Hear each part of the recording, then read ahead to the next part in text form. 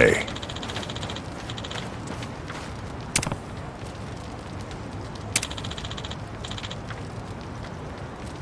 Excuse me.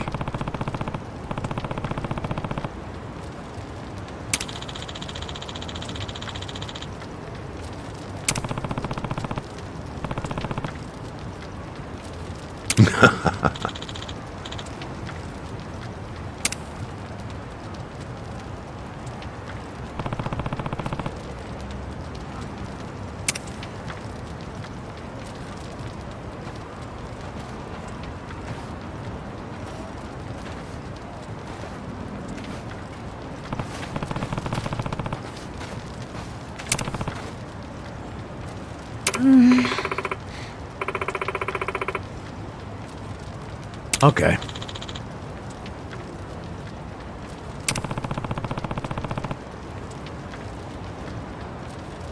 Hey.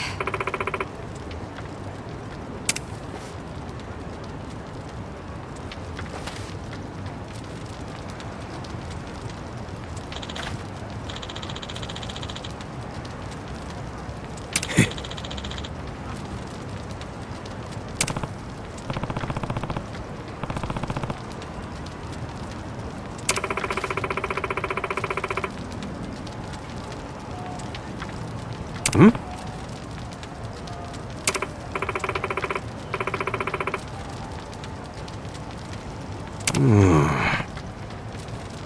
Hey!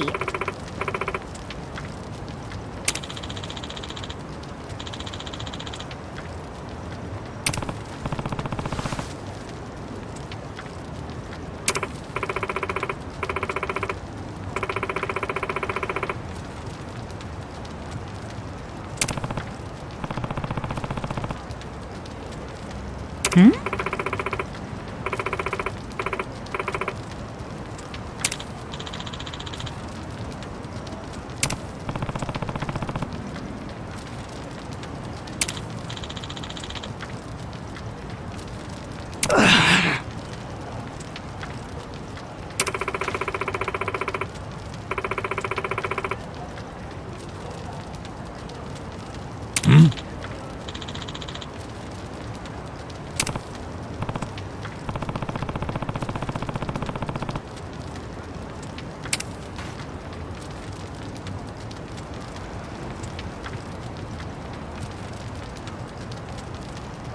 Yo.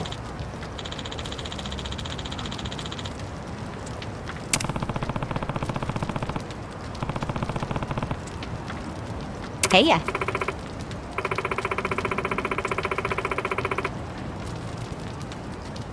Hmm?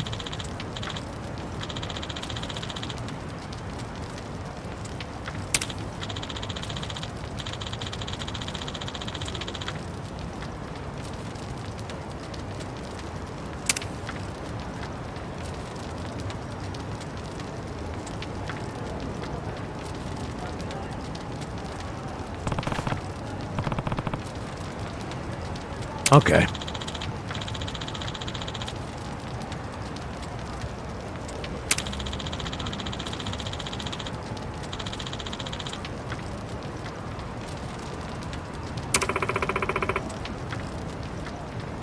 Hmm.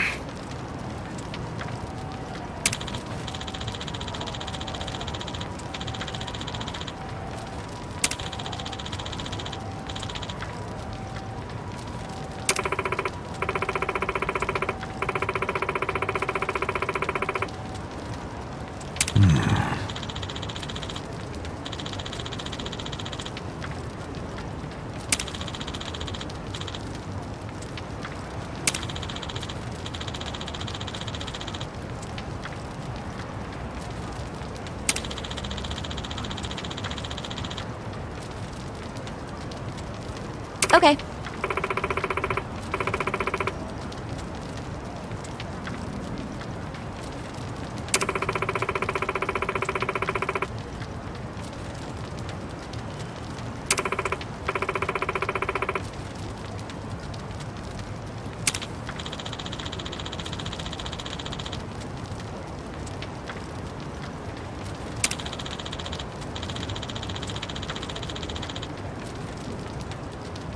I see.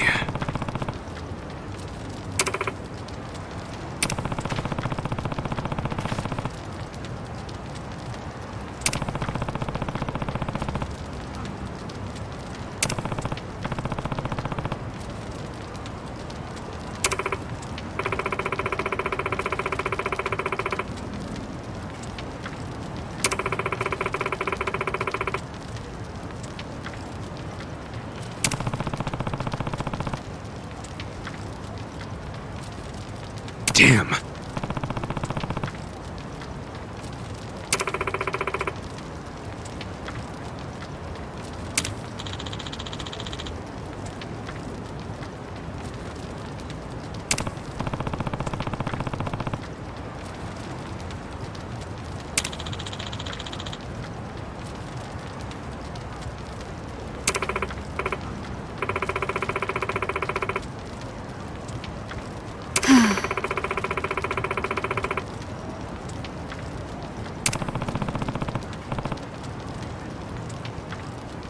Yep.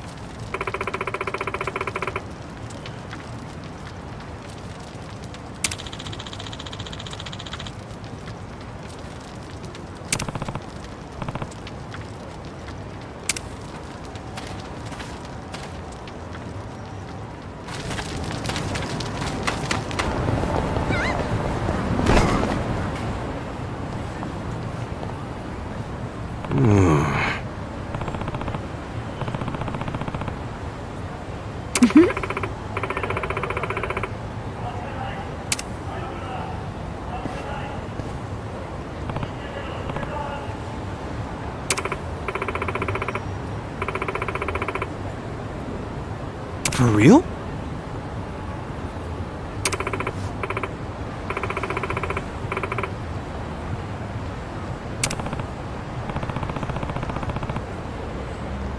Listen.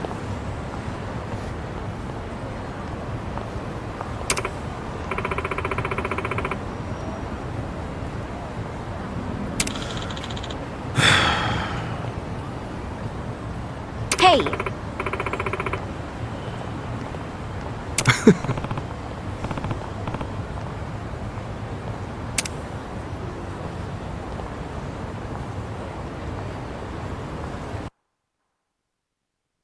Nobody's here. You sure this is the place? Aw, are you scared? Don't be so wimpy. I thought you were a cop. That was a long time ago. I'm a driving instructor now. Dachi-san's just allergic to fancy restaurants, that's all. He's a man of basic tastes. It's true. I only ever go to fast food joints. Ugh, that's so gross. Also true. Right on time. But everyone's already inside, waiting for you. Well, we weren't late, so you don't get an apology. And I wasn't expecting one. I just thought I'd let you know. Of course, now you're making them wait further. And who is them, by the way? You'll see. Go in, please. There's no need to worry, Kasuga-san. You have the Jungihan guarantee that no harm will come to you here. Hard to trust the guy who was pointing a gun at me just a few hours ago. But now we are outside the bounds of the Great Wall of Muscle. That changes things.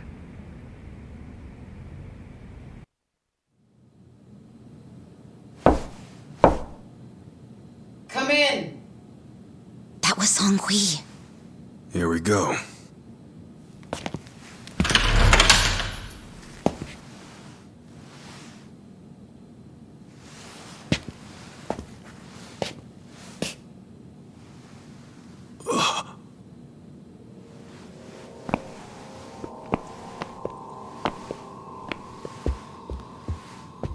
Yo, Kasuga-kun.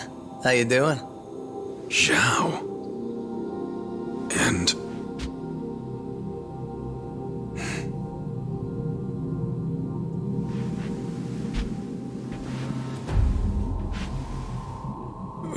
Hey, what's up with the old guy? Watch it.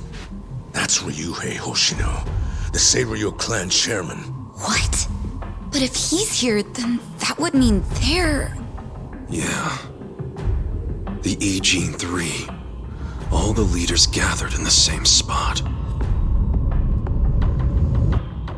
Kasuga, think you can tell us what the hell is going on here?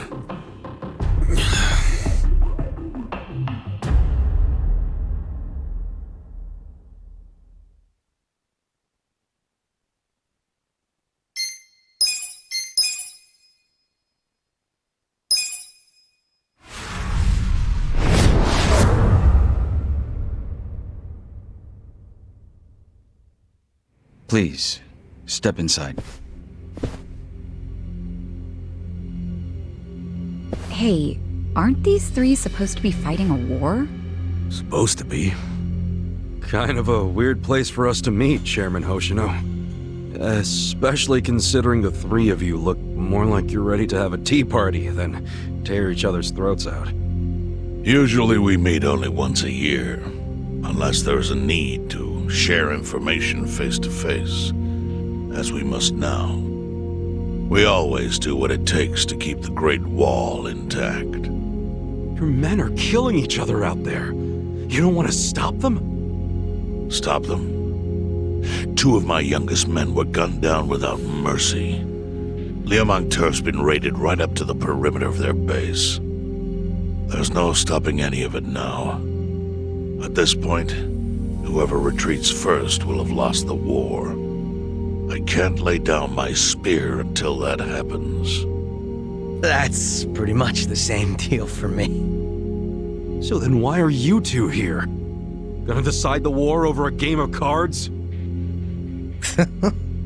Not the worst idea. What the fuck? People are dying! And meanwhile you three are just hanging out playing nice? Think your men would approve?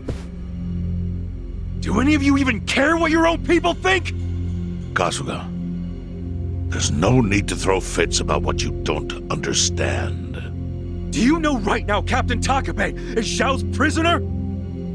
Prisoner. We're treating him more like an uninvited guest. Honestly, I'd let him go if I had one good reason to. I just don't, that's all. So you're going to sit here and do nothing? Just let the chips fall where they may? That's how it needs to be. A bunch more pointless deaths is how it needs to be? They're not pointless.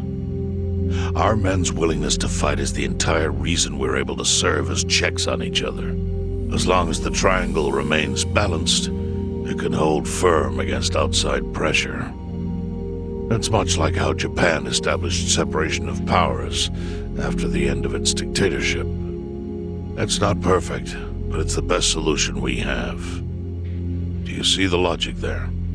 Oh boy, a post-war history lesson. What? That's what you're comparing it to, right? Yes, because it's relevant. The post-war period is when the town's lines of power were drawn. Huh? The black market was born from the ashes of the war. It laid the foundation for modern-day Ijincho. Back then, the Seiryu clan was thriving. But in Chinatown, 2 rival Chinese gangs were competing for dominance. The winner of that fight prospers in Chinatown to this day. The gang that lost became the Yokohama Liumang. They were driven out of Chinatown and into Ijincho. But the Seiryu clan wasn't about to take that kind of invasion lying down. For a time, the gutters practically ran with Liumang and Seiryu blood. Man, you're gonna lecture until the bell rings, Professor? You want to understand what's going on? Then you need the history, you smartass. If you want to understand the fake money, that is. The Seiryu clan knows about that? Yes. All the fake money printed by the Geomijul goes through me. But doesn't that mean the Seiryu clan is the real puppet master behind all this? How do you figure that? Mabuchi started forging Chinese yuan, sure. But only because of the counterfeit yen. I think I'm starting to figure all this out. The Liumang brings in the paper. The Geomijul prints the bills. But then, the Seiryu clan keeps all the profit? Wait, are you all in this together? Kasuga-kun, calm down. You're jumping to conclusions. Because I'm pissed off right now! First I'm kidnapped, accused of being a Seiryu Yakuza, then blamed for being the spark that ignites a war, nearly killed over Nanba's thing. Now I'm here with the Ijing 3, who, by the way, don't even give a shit about the war! Tell me, why should I calm down? He's got a point. And you with your damn Seiryu clan! You're the one getting the most out of this! No, because we're not the final destination of the fake yen. That will be Yutaka Ogikubo's pocket. Yutaka Ogikubo? I saw his name in an article. He's some big shot in the Citizens Liberal Party. All three of you are working together to support him politically? Why? Huh. Suddenly my history lesson seems relevant, doesn't it? Fine, get on with it. Ogikubo is the man who proposed making fake money in Ijincho. This was 60 years ago. He pitched the idea to the first Seiryu chairman and first Liumang boss. A politician suggested committing federal crime to a bunch of gangsters? For real? At the time, Ogikubo was only a member of the city council. But he saw the fights breaking out between the long-established Seiryu clan and the newly arrived Liumang. He understood it was, in essence, a turf war. Knowing that, he looked for solutions to stop the bloodshed, solutions that would save lives. And eventually, he managed to find an answer. Fake money, of all things. Industry. Which in this case is, yes, fake money. Ogikubo split the roles up evenly. That way, both organizations would have a common goal. The Liumang would import special paper, the Seiryu clan would print and transport the money. How did Ogikubo know the counterfeiting process? He didn't at first. But since he had faith in his plan and a desire for peace, he used every single connection he had to collect the raw materials, plus the recipe. Counterfeiting wasn't that difficult back then. Currency didn't have all the security features it has now. It's only gotten harder over the years. But anyway, after the first batch was printed, Ogikubo used it to bribe the cops. The cops? Not the Seiryu clan or the Liumang? There would have been no point in paying off those two. That conflict goes deeper. Ogikubo understood that. Okay, but why give it to the police? He wanted to control them, of course. And in the blink of an eye, they became his loyal servants. That ought to surprise no one, given how corruptible law enforcement tends to be. Anyway, Ogikubo had his new minions in uniform crack down on one certain region of Ijincho. Well, that doesn't sound like such a bad thing. Yeah, he was making the city safer, right? Now, that was just a side effect of what he really wanted. To squash every attempt by the Seiryu to drive out the Liumang. All police resources were dedicated to that one goal. It created a tiny pocket of Ijincho that was essentially violence-free. Well, I bet that worked out great for the Liumang. Oh, and you're the sharp one, I take it. Yes. That zone became the Liumang's home. So there it was. A place controlled by a criminal organization, but with low crime. The first gray zone. And the Seiryu clan just accepted that. Why would they give up their territory and all its income streams like that? Because they were getting continuous payouts from the counterfeiting operation. And that wasn't the only thing. Anytime one of us did something that normally would have landed us in hot water, Ogikubo would contain it. He kept it off police reports. That kept us from losing men to the law. So there were plenty of benefits for us. All while we kept our honor. This Ogikubo's a pretty shrewd guy. Nah, he just used some old tricks every politician knows. Perhaps. But do you understand now how we benefit from him? Yeah, I get it. And my people reap those benefits also. In the 80s, the Geomijul was saved by the Ijincho Gray Zone. How? Our parent organization was the Jingon Mafia, which formed decades ago in Korea. Even only a few years ago, he was a body double for their leader. But every time the Jingon Mafia got crushed, some of its people would drift to Ijincho. My mother was one of those.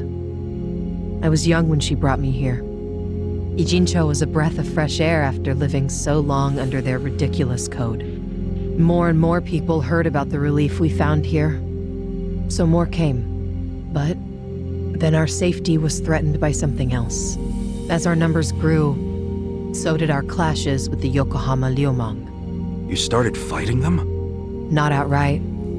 Ogikubo stepped in, right before a real war erupted. He brought us a proposal, that we take over the Seiryu's counterfeiting business. It was an offer of steady income and safe territory. How could we refuse? In return, we would perform the surveillance necessary to contain the secret. That's how we started to build a system that now monitors every inch of Ijincho. It became our way to contribute to the smooth running of Ijincho, alongside the Seiryu and Liumang. So that's the origin story behind the Ijin 3. Ever since, we've all supported Ogikubo, and he supported us in kind. He used the huge streams of money from us to secure his seat at the helm of the Citizens' Liberal Party. Now, no one in the cabinet can speak against him. After masterminding a way to bring peace to the city, he moved up in the world. Well, there are worse ways to climb the ladder, but I can't condone it. It's still a cover-up. Really? So you would say even perfect results don't matter if the methods are flawed? What about the police themselves? What about their alliance with all the Yakuza which grew from the scorched earth of post-war Japan? Light and dark joined hands to rebuild, and that's how we got where we are today. You can't deny the ends justify the means.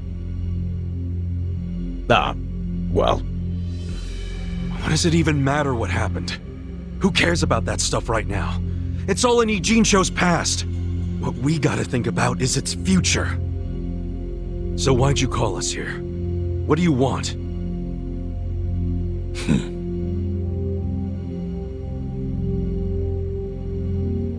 Your friend Nanba-kun, during his search for his brother, spied on us and invaded our privacy.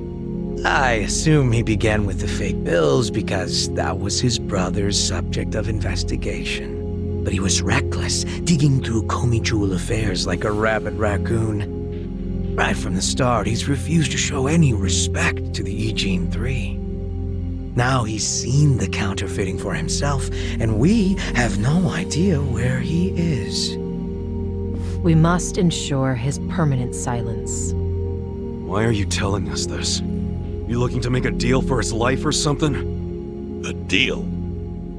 Kasuga, under most circumstances, all your lives would be forfeit. But I have some idea of how this fake bill ended up in your pocket. What? Huh? You do? Out of respect for this person, I will look the other way.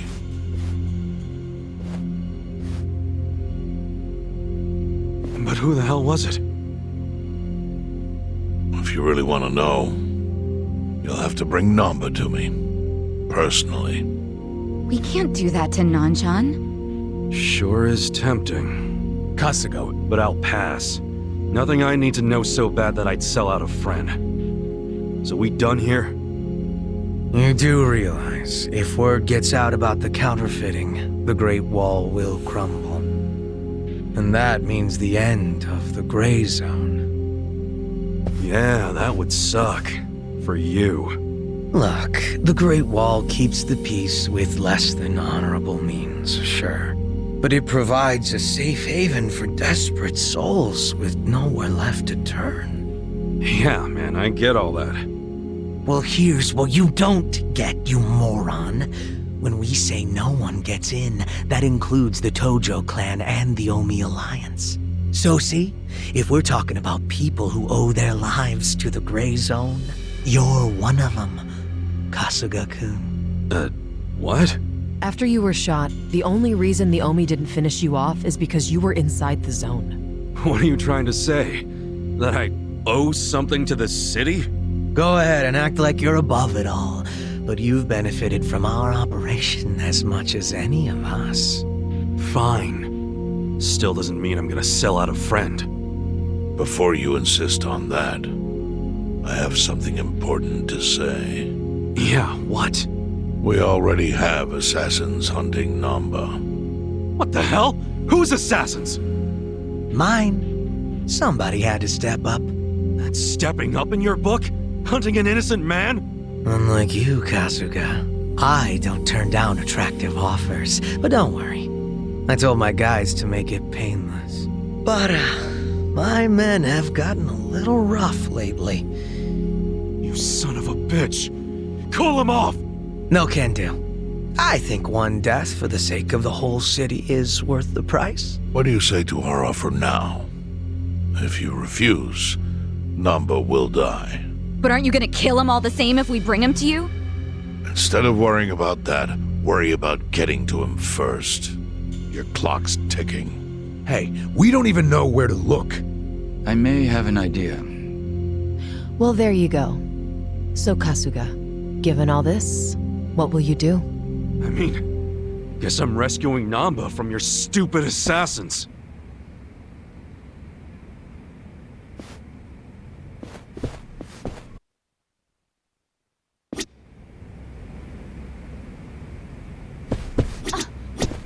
Hey ya.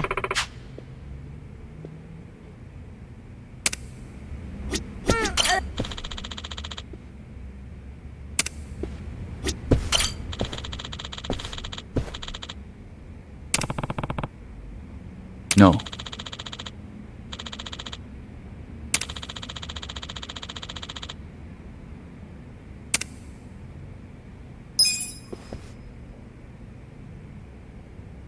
Yo.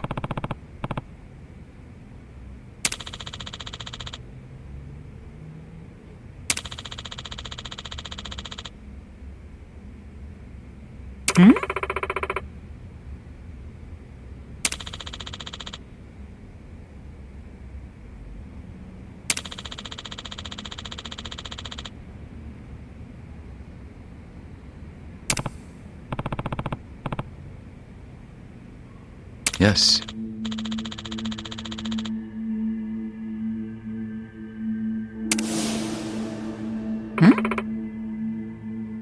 I see.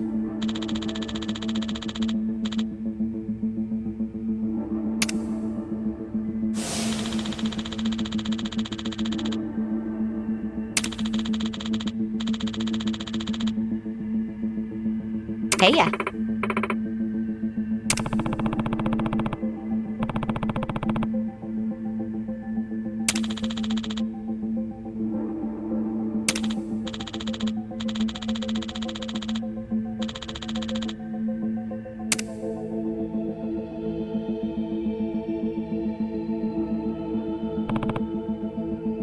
Yo.